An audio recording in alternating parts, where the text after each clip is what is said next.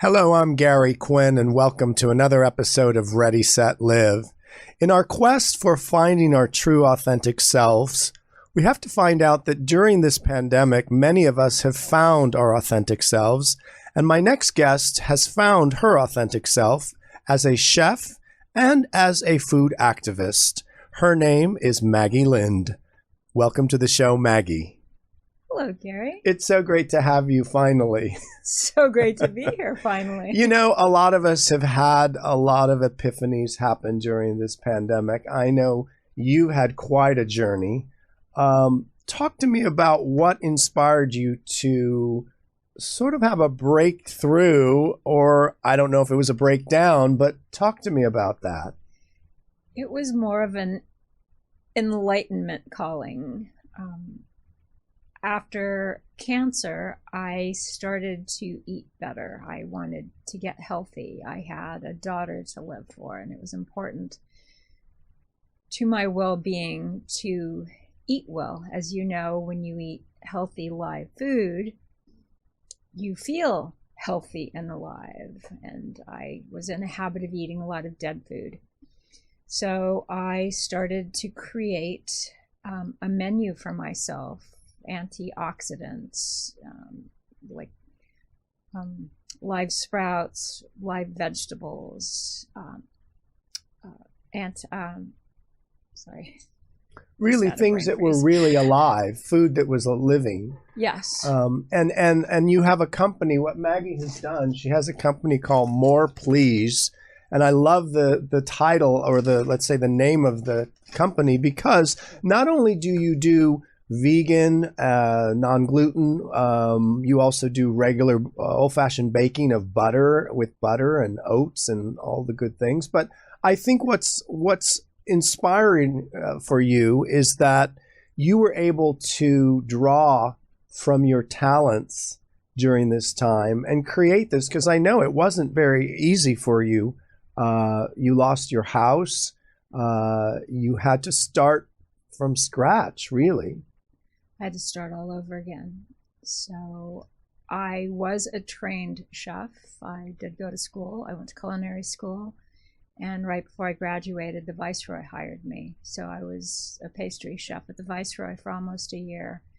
And that's when I was diagnosed with cancer. So I had my dreams of opening a restaurant and having a small cafe. I wanted it to be very inviting, and it was going to be small. I want to say the Ivy-ish, lots of flowers, and where people could just relax and enjoy a nice meal. And when you got this news, Maggie, about the cancer, what went through your head, or what was the feeling? It was probably shock.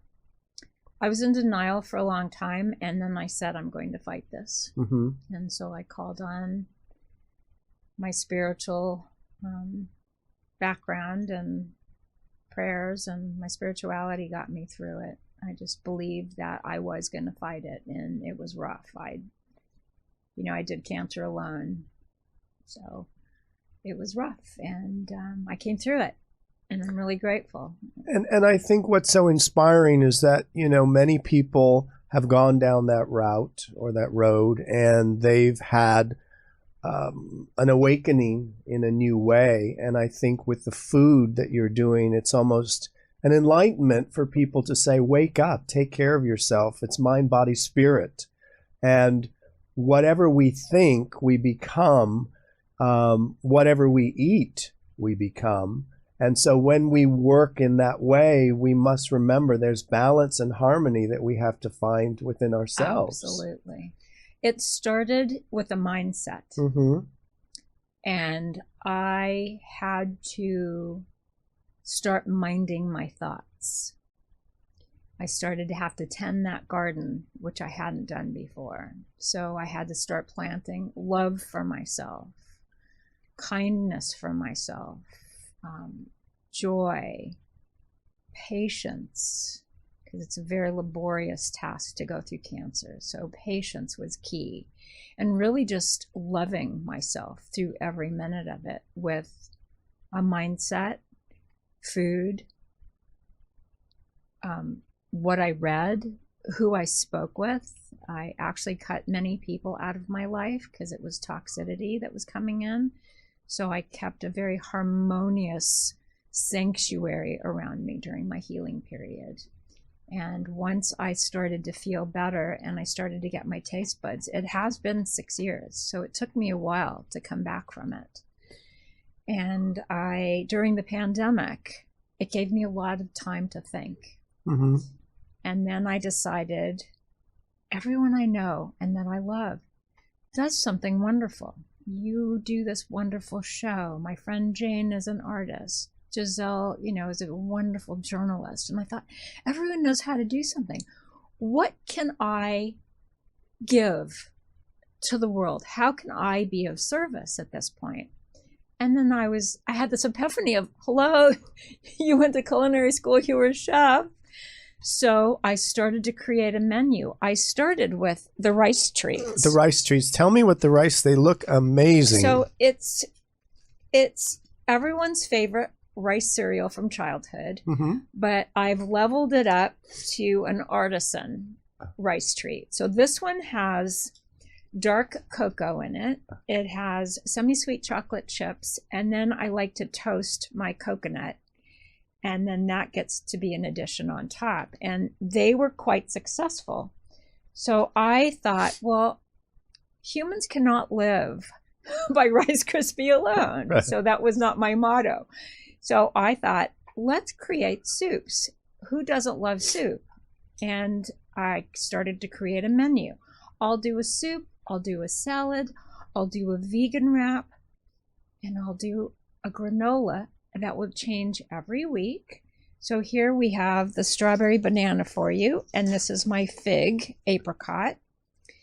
And that is just pure honey and maple syrup. And I put so much love into it. I chop my own my own fruits. I try to buy organic as much as I can with dried fruits. People tend to not want organic because it's pretty. Right. It's when it has the sulfates and things in it. But because of the people that I service, they don't mind that it's not, genetically perfect, that it's in its organic form. And then I, toast it and bake it and put love into it. And then we have I saw on the voila. on the television interview that you were on, I saw how you toast it in your oven and you mix it up and it was really hand crafted, almost like art. It is really art. So you're really a food artist. I am, and I love pretty food. We mm-hmm. love pretty food, absolutely, right? Absolutely. And these are better. For those who are listening, you can't see this food, but this is quite brilliant food. These are the wraps. Those are the vegan wraps. And they are on 7 sprouted grain wraps. Mm-hmm. The one that you're holding is beet, and the lighter one is sweet potato turmeric, and mm-hmm. it has alfalfa sprouts. It has radish. Those have peppers and hummus. One of them has baba ganoush, which is smoky flavor. There's basil. There's a little bit of onion, because onion is so good to clean out your intestinal tract. And then there's vegan cheese that is from Maggies Company, and it is soy free. Mm-hmm. Good. So it's very clean. That goes into your system. It melts away. It cleans out your little intestinal tract, and all is well. So as you were progressing, I really think that this has inspired you to even do more on a bigger scale. Have you thought about the next thing is doing a cookbook? Yes. Good. I have a book that I started writing through cancer. Mm-hmm. So I brought all my old Hollywood stories. You're in a few of those. My marriage, working for the Pointer Sisters, being friends with June Pointer. I think there's all these fun stories. Mm-hmm. And then I've changed the idea to instead of doing a biography, to do a book of essays. And that way I can do shorter little stories, because nobody wants to hear laborious stories about my life. and adding recipes to those pages. And I think people have around the world have gotten more conscious about food. Absolutely. And I think all of us have to be mindful in choosing the right foods. And it's really longevity is really what we're doing, is we're prolonging our longevity through eating right. What inspired you when you were a little girl? Was it something that you wanted to do, or did you have a thought that you said, I want to do something, or was it always a chef, or was it something different? My grandmother was my inspiration. Mm-hmm. As early as I remember watching her and being present of knowing who she was. She was always in beautiful clothing and an apron, and she was always at the stove because there was a large family to feed. And the way she orchestrated with the spoons and the pots and pans and the scents that would come out of the food that she was making. And I think it was then that I realized my passion for food was deep. Because now, when I actually, during the pandemic, I did an honoring painting for her. It says Grandma's Love, and it's just Grandma's Love. And I'm a stick artist. I draw a little stick person with the little hair and the eyes. And I was so inspired during this whole cooking transition that I thought of her and I wanted to honor her. So I just started drawing, and this woman appeared with a bowl, because that's what I remember her looking like. She didn't wear a hat, but she was a very fancy lady. And then I did 5 of her recipes in the skirt. And I think that is really the basis of my love and passion for food, is those memories and that love that she poured into it. And I feel that it's my way of honoring my grandmother by sort of emulating her and doing the same. Mm-hmm. I want you to answer these sentences. The world needs more compassion for each other. I believe that love is the answer to everything. Heaven is right here on earth. God is great. My favorite thing to do on a Sunday is hand my clients food and watch their reaction and spend time with them, and just an exchange of appreciation and love and respect. During this, let's say, school lesson of life for you, what is the takeaway? What have you learned so far that you would say, wow, this is what I know so far? What I know so far is we must tend our thoughts. We must nurture our bodies. We must be loving at all times. And we must nurture our well-being always. What does love mean to Maggie? Love is just a euphoric feeling of being with the people that you love, doing the things you love, whatever that is, from cleaning a toilet to working for a CEO, whatever is in between that. If you're doing something that makes your heart truly sing, then you are living your authentic life, whatever that is. And I think, sometimes people are looking outside themselves for love instead of becoming love. But I think love is really within all of us. It is within all of us. And the key is that love is really all there is. It's all there is. Yeah. And we were born to love. Correct. What is the phase that you are creating? Do you have these ideas that come through when you meditate, or when you're in sort of a sacred space of ideas for recipes? Or how does the idea of the next Maggie more please recipe comes through? I have surrendered to that control, and I've literally handed it over to God. And when I'm in the kitchen, everything that is created is, I have the idea, but in doing and in chopping and in taking things out, I'm really in Kairos time, in that special one with God time. And so I'm actually lost and transformed in what I'm doing. So that is the love that I have in me is coming into fruition in my food. And to me, that is the most love that I could give to anyone and myself. So when people, let's say they want to taste your food, Wednesdays when the menu comes out, where do they find this menu? There is no menu to be found at present, Gary. Okay. I started with one client, and I have a total of 20 right now. The beautiful thing is that not everyone orders at once, because I am still struggling with, some health issues. So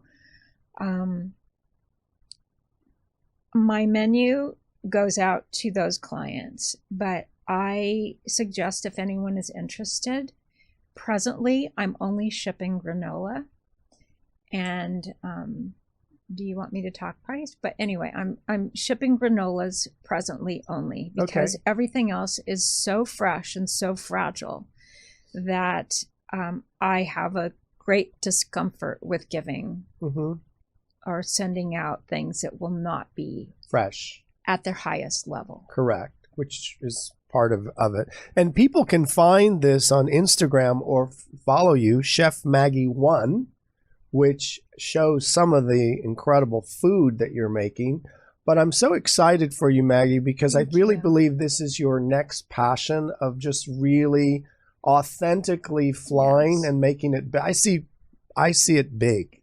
And I think for you, this is an opportunity to finally put all the pieces of your puzzle out there. Yes. And it's so exciting because, you see how people, and I've known you forever, how we find our ways, find our path. And not everybody finds it right away, and that's okay too. I think the key is to really be open to things that you never thought you could do. For instance, drawing. I never thought I could do that. The idea of me cooking. I mean, I've done that for friends and gatherings, and I've always been the cook in our group of friends, as you know. But to take it to this next level is really special, and it feels as if all the right people and all the right opportunities are presenting themselves to me. So I'm not out searching and struggling and trying to manage it and control it. It's flowing. And so whatever happens next, I'm open to anything and everything. And I think when we trust ourselves and we trust the path, that opportunities come because we're working with a higher frequency of love, which then facilitates an amazing response of people who support you. And I know you have a great support system that are really chiming in, and more fans as you grow. So I just want to congratulate you and tell you how proud I am. You're gonna make me cry. That you are doing what you do, because I've known you for a long time, and I'm just so happy to share this with the world. And if anybody out there would like to go to Maggie's Instagram, these are amazing treats, and you can see everything on there. And they can also reach you at chefmaggie1@yahoo.com if they'd like more information. You probably do private parties and events and people who might be needing these wonderful Not snacks. Presently, but it's a possibility in the future. Right. They can also go to YouTube at Chef Maggie 1. Chef Maggie 1, and let's inspire you to write this cookbook and finish it and have you back on when the book is finished. And you just have to keep living your, let's say, best life. Absolutely. We all need to keep living our best life. When you leave this lifetime experience, Maggie, how do you want to be remembered?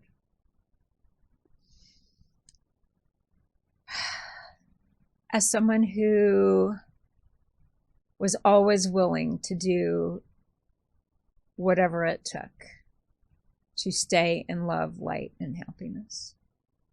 Excellent. Thank you so much for coming in today. Thank you, Gary. I love your work that you do. You're an artist, and I can't wait to taste these treats. And we'll see you very soon. Once again, you can follow Maggie on Instagram at Chef Maggie1.